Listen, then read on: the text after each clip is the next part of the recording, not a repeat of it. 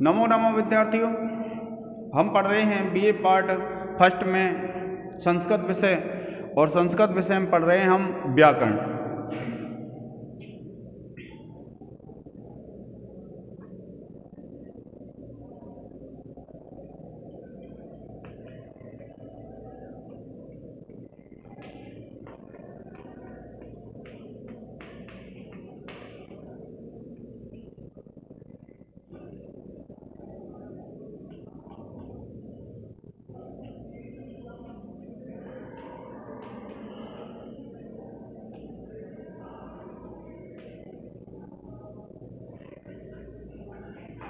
देखिए विद्यार्थियों, हमारे सिलेबस में कुछ सूत्र दिए गए हैं और प्रत्ययों के उन सूत्रों के द्वारा हमको वाक्यों का निर्माण करना है। तो आपको ये ध्यान रखना है कि कौन सा प्रत्यय है, क्या किसका सूत्र है।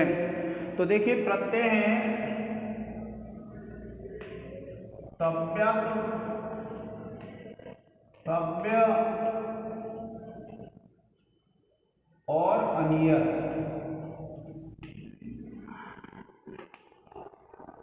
तव्यत्, तव्य और यह प्रत्यय हैं। और इन प्रत्ययों में विद्यार्थियों एक सूत्र है तव्यत्, तव्या नियरः, तव्यत् तव्यानियरः। ये सूत्र है विद्यार्थियों।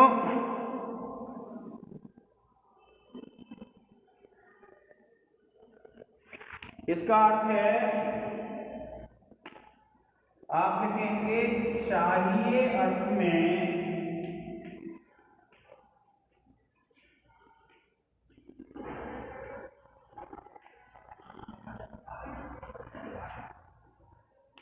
भाव और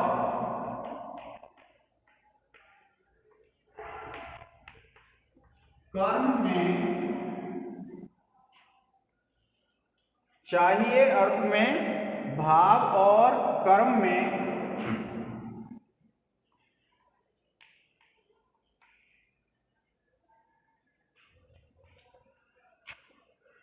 धातु से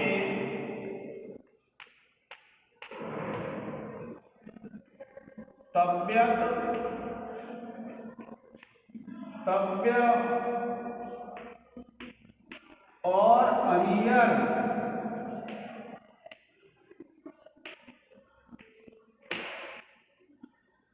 प्रत्यय होते हैं।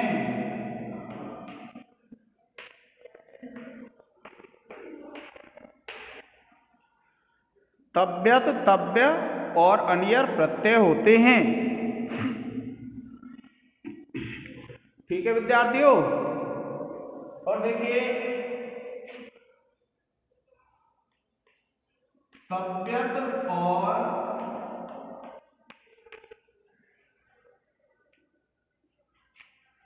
तव्य का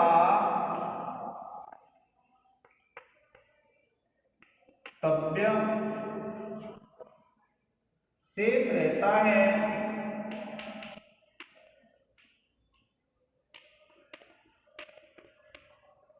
और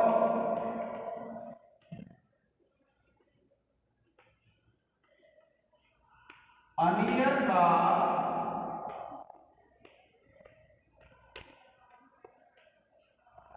अनीय शेष रहता है।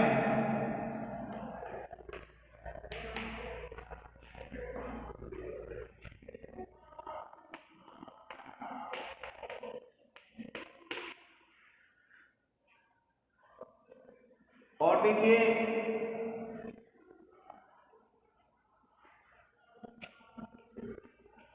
इन प्रत्ययों के रूप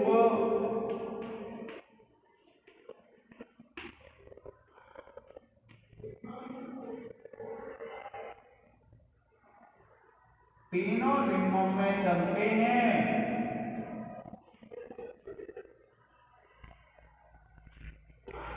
कितने लिंग में चलते हैं विद्यार्थियों? इनके रूप तीनों लिंगों में चलते हैं।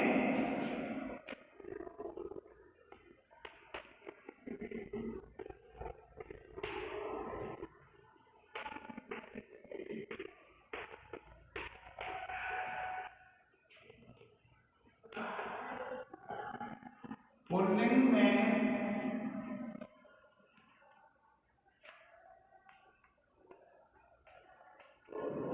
राम की तरह, स्त्रीलिंग में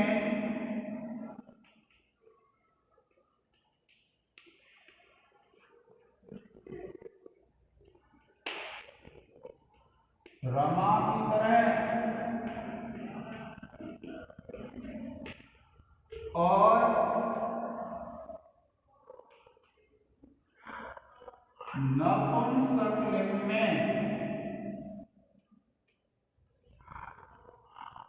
और नपुंसकलिंग में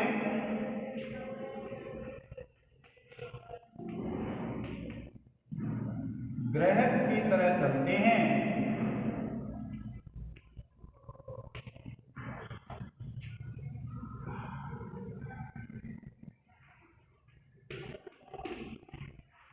ठीक है विद्यार्थियों, आप इसका एक स्क्रीनशॉट ले लें। अब देखिए एक उदाहरण भी, जैसे मान लो सूत्र की व्याख्या तो आती नहीं, मान लो आ भी जाए, तो जैसे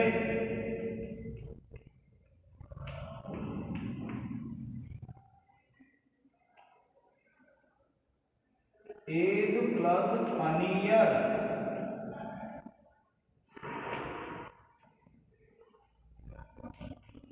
एग नियर,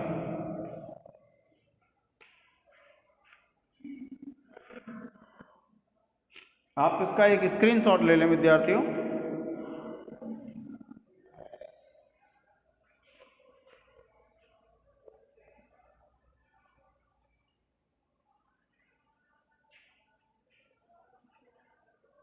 अब देखिए इसमें जो दे रखा है भाव और कर्म में, भाव और कर्म का क्या तात्पर्य होता है? भाव और कर्म का तात्पर्य होता है भाववाच्य और कर्मवाच्य। जब आपने भाववाच्य और कर्मवाच्य पढ़े हैं तो उनके वाक्य आपको पता है किस तरीके से बनते हैं। अब देखिए,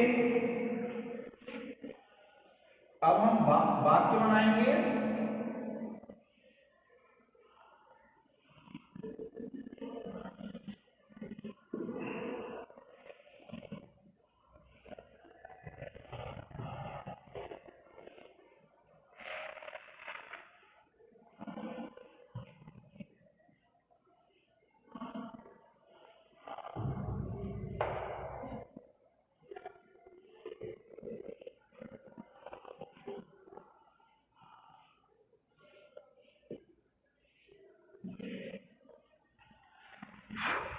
अब देखिए विद्यार्थियों, जैसे एक पठ धातु होती है पठ, तो आप क्या करेंगे पठ धातु में, और मान लीजिए आप लगाते हैं तव्यत, तव्यत और तव्य। ये ऐसे हैं विद्यार्थियों तव्यत और तव्य जिनके तव्य ही शेष रहता है। तो देखिए ये क्या है, शेष धातु है, इसका लोप हो जाएगा और आप पठे, इस तव्यत का तव्य शेष रह जाता है। जब इसको पठ प्लस तव्यत से तव्य बनाते हैं तो ये बन जाता है, क्योंकि आपको पता है तव्य शेष रहता है, तो ये बन जाएगा पठे तव्य। ये तो बन गया इसका पद शब्द। और जब आप इसमें विभक्ति कार्य करते हैं तो तीनों लिंगों में बन जाते हैं। तो देखिए पुल्लिंग में तो बन जाएगा पठे तव्य, स्त्रीलिंग में बन जाएगा पठे तव्या, और नपुंसकलिंग में बन जाएगा पठे तव्यम। तीनों लिंगों में बन जाते हैं इस प्रकार से। अब देखिए हमारे पास क्या है, हमारे वाक्य आते हैं बनाने के लिए। आपको प्रत्यय दे देगा और आपसे पूछेगा कि किन्हीं 4 प्रत्ययों के आधार पर वाक्य बनाइए, अनुवाद कीजिए, इस तरीके से आपसे पूछ लेता है। तो देखिए वाक्य बनाते हैं।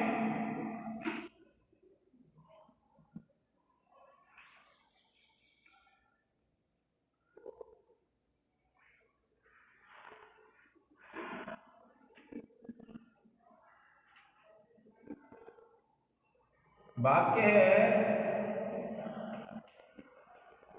रमा के द्वारा पुस्तक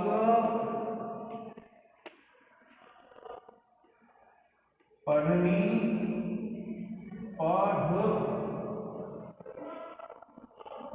चाहिए। यह वाक्य है विद्यार्थियों। जैसे तो आपको क्या इसमें से बनाना है, तो देखिए रमा है, स्त्रीलिंग में बना रहा हूं, सॉरी, रमा है और रमा है तो रमा में तृतीया लग जाएगी और ये हो जाएगी रमया। अब आपको पता है पुस्तक नपुंसकलिंग में होता है, तो पुस्तकम। और देखिए नपुंसकलिंग है, ये कर्मवाच्य है। कौन सा वाच्य है ये? कर्मवाच्य है। अब जो वाक्य बनाऊंगा मैं वो कर्मवाच्य के ही बनाऊंगा। तो कर्मवाच्य है तो आप लिखेंगे पुस्तकम पठितव्यम। जैसे आप बनाते हैं राम का, राम के द्वारा पुस्तक पढ़नी चाहिए।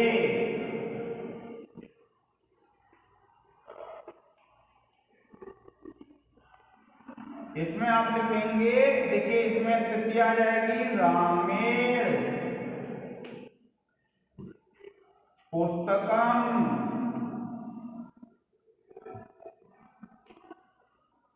पठितव्यम।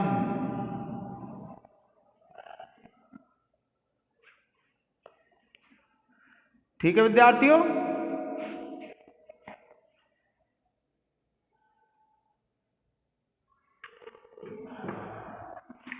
इसको अगर द्विवचन में बनाएंगे, जैसे ये वाक्य है, इसको आप द्विवचन में बनाते हैं तो द्विवचन बनाएंगे तो देखिए ये पुस्तकें हो जाएगा और ये पठितव्य हो जाएगा। तो क्या लिखेंगे आप कि रमया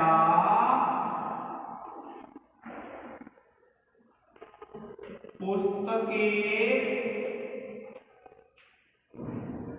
पठितव्ये।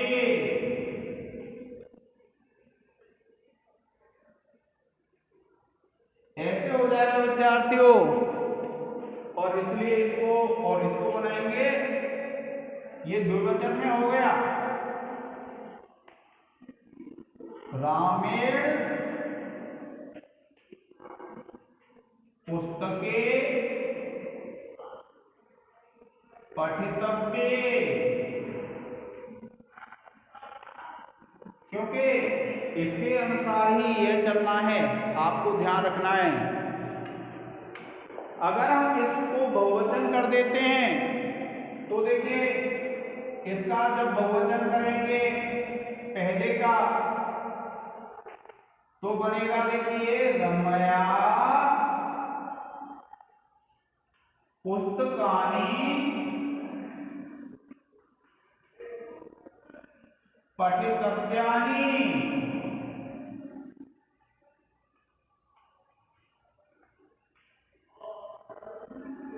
रमया पुस्तकानि पठितव्यानि।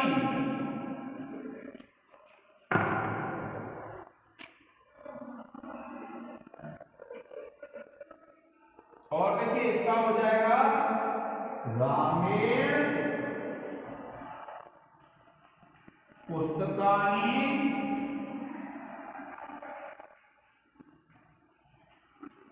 पठितव्यानि।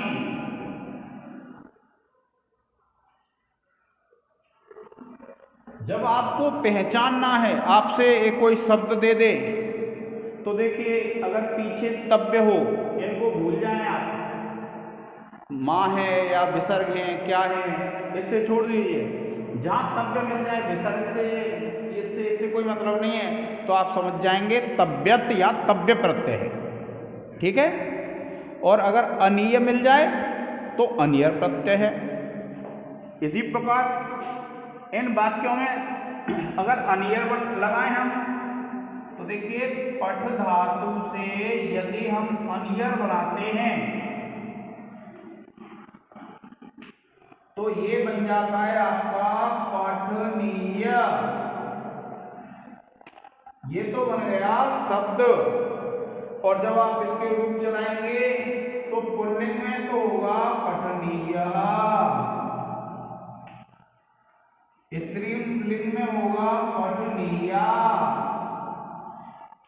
और नपुंसकलिंग में होगा पठनीयम। इसी प्रकार से इसके रूप चल जाएंगे। और जब आपको देखना है, मान लीजिए आपको पठनीय दे दे और आपसे पूछ ले कि कौन सा प्रत्यय है, तो विद्यार्थियों आप क्या करेंगे, पीछे देख लेंगे अनीय अनीय अनीय अनीय। तो इस प्रकार से ये प्रत्यय होते हैं। आप एक पुस्तक ले लेंगे जिसका नाम है पुस्तक का रचना अनुवाद कौमुदी। कौन सी पुस्तक है विद्यार्थियों? रचना अनुवाद कौमुदी। ये कपिल द्विवेदी की पुस्तक है। तो ये मध्यम वाली लानी आपको ये 3 प्रकार से आती है, तो आपको कौन सी खरीदनी है? मध्यम वाली खरीदनी है। अब देखिए, यह भी जैसे मान लो आप वाक्य बनाते हैं कि राम को पढ़ना चाहिए,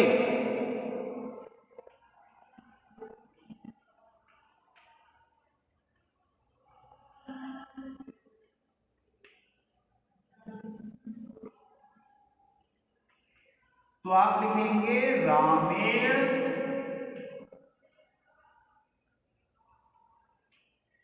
पठनीयम। क्या लिख देंगे विद्यार्थियों? रामेण पठनीयम। इस प्रकार से आप लिख देंगे। और ऐसे ही तव्यत होगा तो रामेण पठितव्यम, क्योंकि भाववाच्य में नपुंसकलिंग एक वचन ही रहता है विद्यार्थियों। तो रामेण पठनीयम, रामेण पठनीयम ही बनेगा। तो जब आपसे पूछ ले कि अनियर का, आप लिखेंगे कि त्वया हसनीयम। वाक्य है तुम्हारे द्वारा हंसना चाहिए।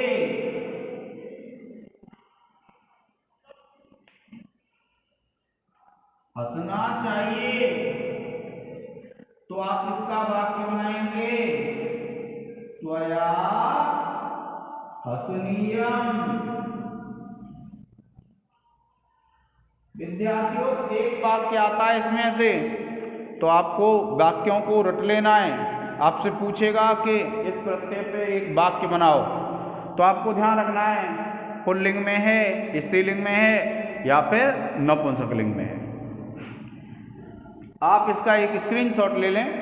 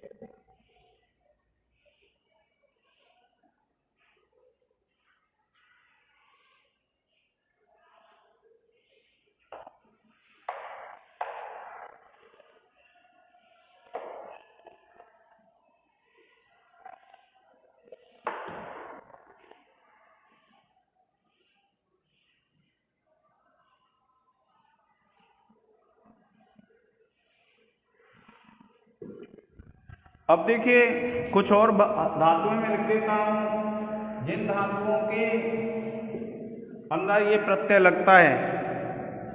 देखिए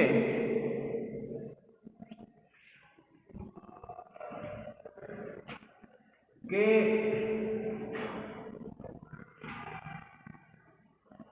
क्री धातु है,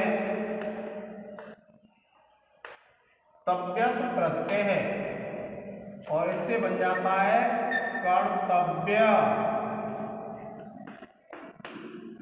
और इसका जब तीन रूप हम चलाएंगे तो ये बन जाएगा कर्तव्य। स्त्रीलिंग में हो जाएगा कर्तव्या और नपुंसकलिंग में हो जाएगा कर्तव्यम।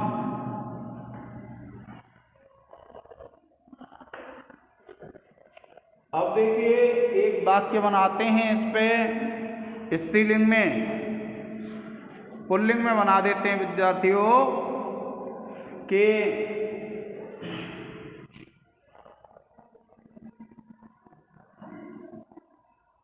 रामेण कर्तव्यम। इसका अर्थ है राम के द्वारा करना चाहिए।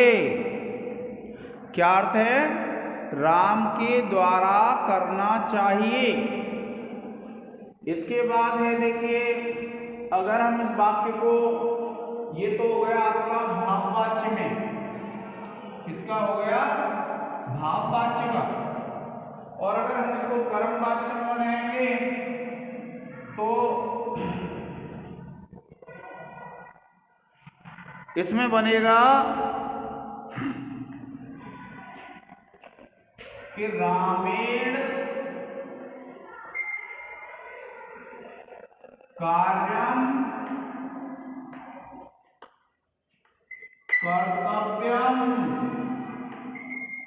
क्योंकि विद्यार्थियों ये कर्मवाच्य का है। किसका है? कर्मवाच्य। कोई सा भी जो आपको सरल लगे वह आपको याद कर लेना है। सिर्फ आपसे ये कहेगा कि इस प्रत्यय के आधार पर एक वाक्य बनाइए। अब हस धातु होते हैं, सॉरी, इसमें अगर हम अनियर लगाते हैं तो देखिए क्री धातु से अनियर लगाएंगे तो ये बन जाएगा आपका करणीय। अब आप इसके रूप चलाएंगे तो करणीय,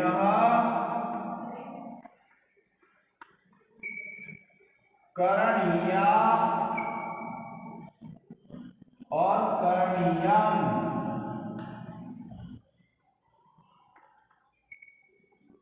इस प्रकार से तीनों लिंगों में इसके रूप चल जाएंगे विद्यार्थियों। और जब आप इसका वाक्य बनाएंगे तो यही हो जाएगा रामेण। अगर हम भाववाच्य में बनाते हैं तो हो जाएगा करणीयम। राम के द्वारा करना चाहिए। यह तो हो गया भाववाच्य का। और इसके बाद यदि आप कर्मवाच्य में बनाते हैं तो रामेण, यही वाक्य बन जाएगा कार्यम करणीयम।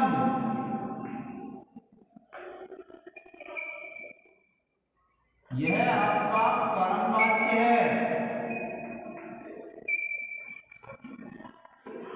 रामेण करणीयम ये तो हो गया आपका भाववाच्य, और रामेण कार्यम कर्तव्यम यह हो गया आपका कर्मवाच्य। क्योंकि कर्मवाच्य में तो क्रिया कर्म के अनुसार चलती है और भाववाच्य में क्रिया ही प्रमुख होती है। भाव किसको कहते हैं? क्रिया का जो अर्थ होता है उसी को भाव कहा जाता है।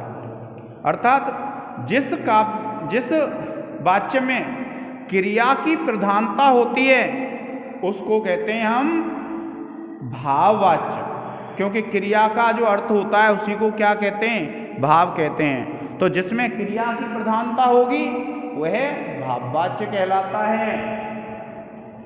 अब देखिए एक धातु है हमारी हस, हस से यदि हम तव्यत लगाते हैं, तव्यत और तव्य, तो तव्यत में तो आपको ता का लोप करना पड़ता है, तव्य में कुछ नहीं करना पड़ता है। तो देखिए ये बन जाएगा हसितव्यम, हसितव्य बन जाएगा। और जब आप इसके तीनों लिंगों में रूप चलाएंगे तो ये बन जाएगा आपका हसितव्यः।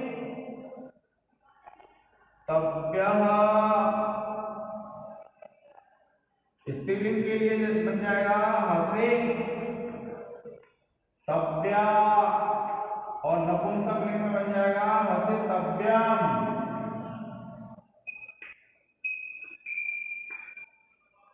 और इसके जो रूप चलते हैं स्त्रीलिंग, पुल्लिंग, नपुंसक लिंग में, और वाक्य बनाएंगे तो देखिए वाक्य बन जाएगा त्वया। त्वया का तात्पर्य क्या होता है, तुम्हारे द्वारा। हसितव्यम, हंसना चाहिए। त्वया हसितव्यम, तुम्हारे द्वारा हंसना चाहिए।